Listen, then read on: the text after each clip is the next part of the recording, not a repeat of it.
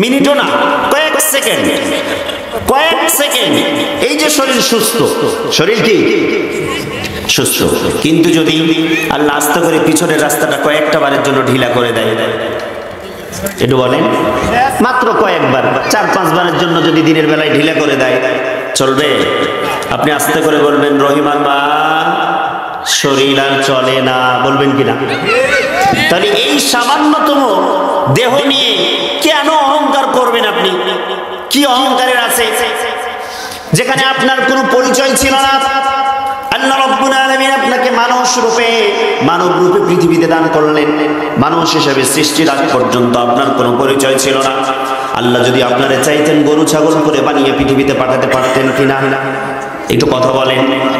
আল্লাহ চাইলে হিন্দুদের পরিবারে আপনারে দিতে পারতো কিনা?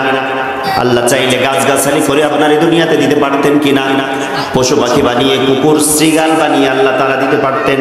কিন্তু আবার আল্লাহ রাব্বুল আলামিন এত দয়া করেছেন, এত দয়া করেছেন, এত দয়া করেছেন, ভালোবেসেছেন।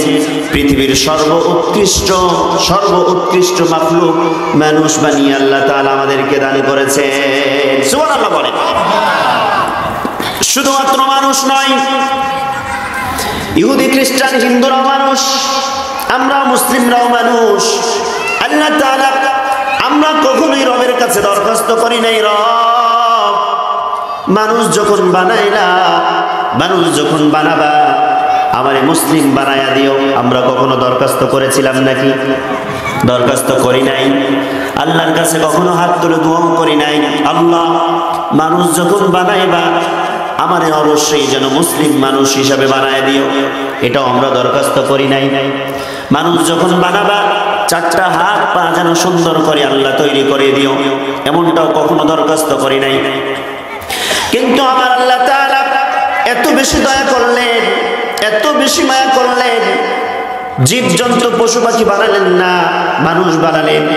এরপরও শুধুমাত্র মানুষ নয়, ইহুদি খ্রিস্টান হিন্দু বৌদ্ধ নাসারা বানান নাই, পৃথিবীর সর্ব উৎকৃষ্ট মানুষ মুসলিম হিসাবে আল্লাহ তাআলা দান করেছেন। শুধুমাত্র তাই না, পৃথিবীর সর্বশ্রেষ্ঠ নবী মুহাম্মদুর রাসূলুল্লাহ সাল্লাল্লাহু আলাইহি ওয়াসাল্লামের উম্মাহ হিসাবে আমাদেরকে আল্লাহ তাআলা দান করেছেন। সুবহানাল্লাহ, আরো জোরে বলেন সুবহানাল্লাহ। তাহলে এত দয়া, এত মায়া, এত ভালোবাসা যে আল্লাহ তাআলা দান করলেন, সে আল্লাহর কথা আমাদেরকে শোনা জরুরি কিনা? মান্য করা ফরজ কিনা?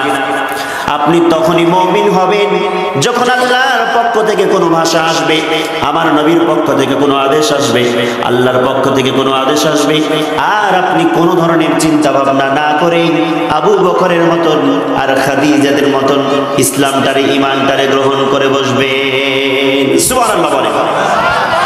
আল্লাহ রাব্বুল আলামিন বলেছেন, ওয়ামা কানা লিমুমিনিন ওয়ালা মুমিনাতিন ইযা কাদাল্লাহু ওয়া রাসূলুহু। আল্লাহর পক্ষ থেকে, নবীর পক্ষ থেকে যখন কোনো আদেশ আসবে, আল্লাহর পক্ষ থেকে, নবীর পক্ষ থেকে যখন কোনো আদেশ আসবে, নির্দেশ আসবে, খবরদার কোনো মুমিন পুরুষ নারীদের জন্য এটা সমীচীন নয় যে তারা এটা একটু চিন্তা ভাবনা করবে, কোনো ইখতিয়ার থাকবে। তার মানে আল্লাহর পক্ষ থেকে, নবীর পক্ষ থেকে যা আসবে সব আমরা নির্বিঘ্নে মেনে নিতে হবে, এটাই হচ্ছে মুমিনদের দায়িত্ব।